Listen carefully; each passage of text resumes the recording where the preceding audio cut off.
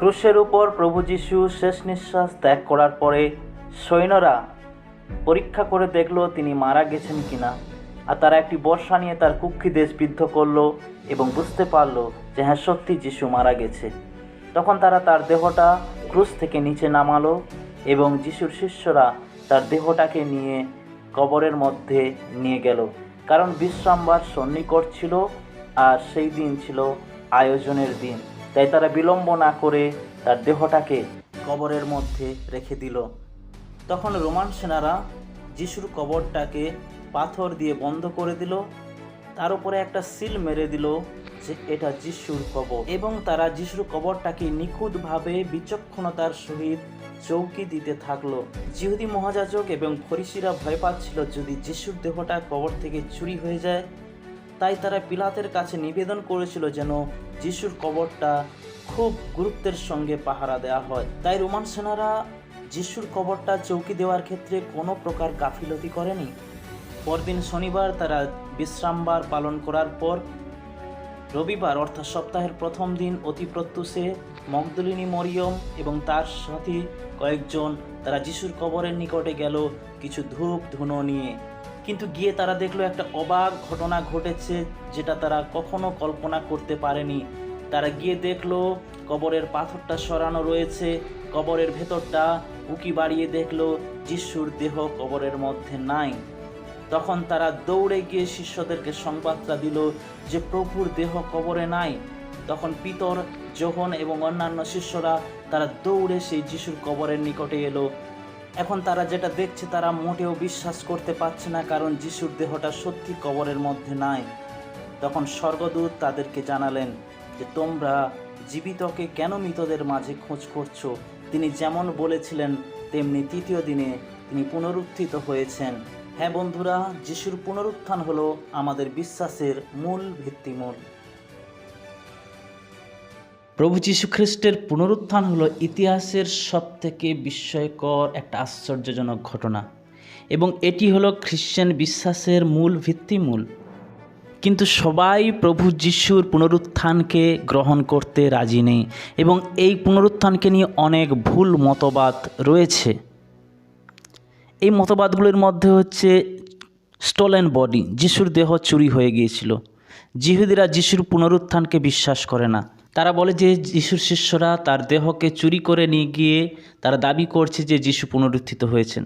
তাহলে এই প্রসঙ্গে বলি, যিশুর সমাধি চারিদিকে রোমান সেনারা পাহারা দিচ্ছিল, কারণ যিহুদি নেতারা কোনো রিস্ক নিতে চায়নি।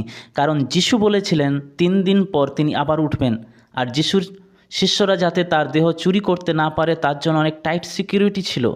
যিশুকে ক্রুশে দেওয়া হয়েছে দেখে সব শিষ্যরা প্রাণের ভয়ে লুকিয়েছিল। তাদের এতটা সাহস ছিল না কি রোমান সেনাদের সাথে মোকাবিলা করে তারা যিশুর দেহটাকে নিয়ে আসবে। দ্বিতীয় যে ভুল মতবাদটি রয়েছে সেটি হলো যিশু অজ্ঞান হয়ে গিয়েছিল। তারা বলে যে তার দেহটা যখন ক্রুশ থেকে নামানো হয়েছিল তখন যিশু সম্পূর্ণভাবে মারা যাননি, বরং তিনি অজ্ঞান হয়ে গিয়েছিলেন। এরপর তাকে কবরে রাখায় কবরের ঠান্ডা আবহাওয়ার কারণে তিনি জীবিত হয়ে উঠেছিলেন। আপনারা জানবেন যিশু মারা গেছে কিনা সেটা দেখার জন্য সৈন্যরা একটা বর্শা দিয়ে কুক্ষিদেশকে বিদ্ধ করেছিল, এবং তার শরীর থেকে রক্ত জল হয়ে বেরিয়ে এসেছিল, এবং যিশু যে মারা গেছে সেটা তারা বুঝতে পেরেছিল। এছাড়া রোমান ক্রুশবিদ্ধ ইতিহাসে কেউ বেঁচে ফিরেছে এমন কোনো নিদর্শন নেই। তাহলে যিশু কী করে বাঁচতে পারে? তৃতীয় যে ভুল মতবাদটি রয়েছে সেটা হচ্ছে রং টুম বা ভুল সমাধি।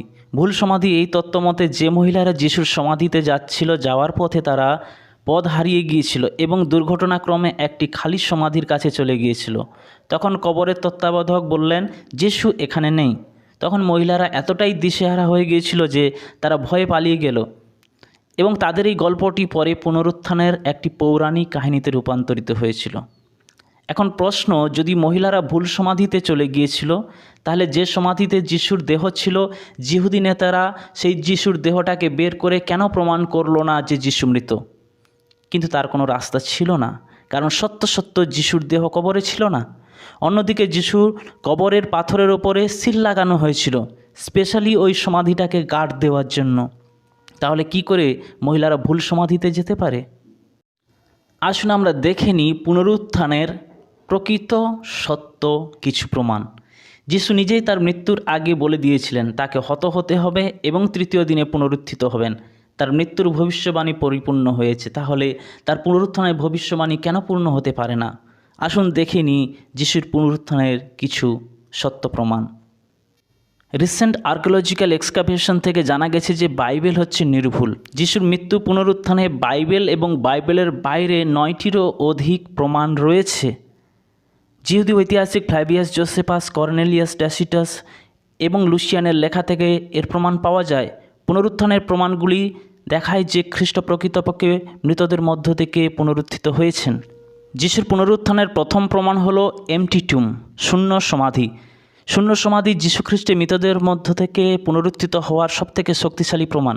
যিশুর কবরের কাপড়গুলি সুন্দরভাবে গুটিয়ে রাখা ছিল। যদি যিশুর দেহ চুরি হতো তাহলে চোরেরা কাপড়গুলো এত সুন্দরভাবে নিশ্চয়ই গুটিয়ে রেখে যেত না। স্বর্গদূতেরা বলেছিল যে যিশু মৃতদের মধ্য থেকে পুনরুত্থিত হয়েছেন, তাই তারা মৃতদের মাঝে কেন জীবিতের খোঁজ করছেন? আর এই শূন্য সমাধি প্রমাণ দেয় যে যিশু পুনরুত্থিত হয়েছেন। আর সবাই যখন বলছে যিশুর দেহটা কবরে নেই, তখন শিষ্যরা বোঝানোর চেষ্টা করছে কিভাবে ওই কবরটা খালি হয়েছে। যে যিশুকে তোমরা ক্রুশে দিয়েছিলে সেই যিশুকে ঈশ্বর পুনরুত্থিত করেছেন। এছাড়াও যিশু পুনরুত্থানের পর প্রায় 500 জনকে দর্শন দিয়েছিলেন। পুনরুত্থানের পরে উপরের কুঠরিতে তিনি শিষ্যদেরকে দেখা দিয়েছিলেন। থোমা তাকে বিশ্বাস করল না, কিন্তু পরবর্তীতে তিনি বিশ্বাস করেছিলেন। পুনরুত্থানের পরে যিশু কম বেশি 500 জনকে দেখা দিয়েছিল, যাদের মধ্যে ছিল প্রেরিত পৌল, যিনি লিখেছেন, শাস্ত্র অনুসারে আমাদের পাপের জন্য খ্রিস্ট মরলেন এবং কবর প্রাপ্ত হলেন এবং তৃতীয় দিনে তিনি শাস্ত্র অনুসারে পুনরুত্থিত হয়েছেন। পুনরুত্থানের তৃতীয় প্রমাণ হলো যিশুর পুনরুত্থানকে প্রচার করার জন্য তার শিষ্যরা শহীদ হয়েছেন। যিশুর জন্য অগণিত মানুষ মারা গেছে। এটা নিশ্চিত যে যীশুখ্রিস্টের পুনরুত্থান ঐতিহাসিক সত্য। ট্র্যাডিশন বলে যে মূল প্রেরিতদের মধ্যে 10 জন খ্রিস্টের জন্য শহীদ হয়েছেন, যেমনটি প্রেরিত পৌল করেছিলেন। শত শত খ্রিস্টান তাদের বিশ্বাসের জন্য রোমান কলোসিয়াম এবং কারাগারে মারা গিয়েছিল। কী জন্য তারা মরতে প্রস্তুত ছিল? কারণ তারা বিশ্বাস করেছিল যে পুনরুত্থান সত্য। এমনকি আজও লোকেরা তাড়নার শিকার হয় এবং বিশ্বাস করে যে খ্রিস্ট মৃতদের মধ্য থেকে পুনরুত্থিত হয়েছেন এবং বিশ্বাস করে যে যিশু তাদের অনন্ত জীবন দিতে মৃত্যুকে জয় করেছিলেন। আর যদি পুনরুত্থানের ঘটনাটা সত্য না হতো, তাহলে তারা কি এই মিথ্যার জন্য এমনি তাদের প্রাণ উৎসর্গ করেছিল? খ্রিস্টের পুনরুত্থানের চতুর্থ প্রমাণ হলো খ্রিশ্চানিটির প্রসার। কোনো মিথ্যা দিয়ে গড়া কিছু দীর্ঘদিন স্থির হয় না। যিশু পুনরুত্থিত হয়েছেন বলেই শিষ্যরা তার কথা প্রচার করার সাহস পেয়েছিল। তারা যখন পুনরুত্থিত যিশু সামনাসামনি হলো, তখন তারা আর চুপ থাকতে পারল না, কারণ তারা পূর্বে যা শুনেছে তা সত্যি সম্পূর্ণ হয়েছে। তাই তারা প্রচার করতে শুরু করলো যে যিশুকে তোমরা ক্রুশে দিয়েছিলে, ঈশ্বর তাকে উঠাইয়াছেন। আজ আমরা দেখতে পারি সেই পুনরুত্থিত যিশুর ক্ষমতা। তার এই পুনরুত্থানের শক্তিতে হাজার হাজার মানুষের জীবন চিরকালের জন্য বদলে গিয়েছে। আর তাদের মধ্যে আমি একজন অ্যাথিস্ট ছিলাম। আমি ঈশ্বরকে বিশ্বাস করতাম না। আমি ভাবতাম মানুষ ঈশ্বরকে গড়েছে, ঈশ্বর মানুষকে গড়েনি। কিন্তু সেই খ্রিস্টের পুনরুত্থানের শক্তি আমাকে বদলে দিয়েছে, আমাকে পরিবর্তন করে দিয়েছে। যেভাবে তিনি থোমাকে পরিবর্তন করেছিলেন, যেভাবে তিনি পৌলকে পরিবর্তন করেছিলেন।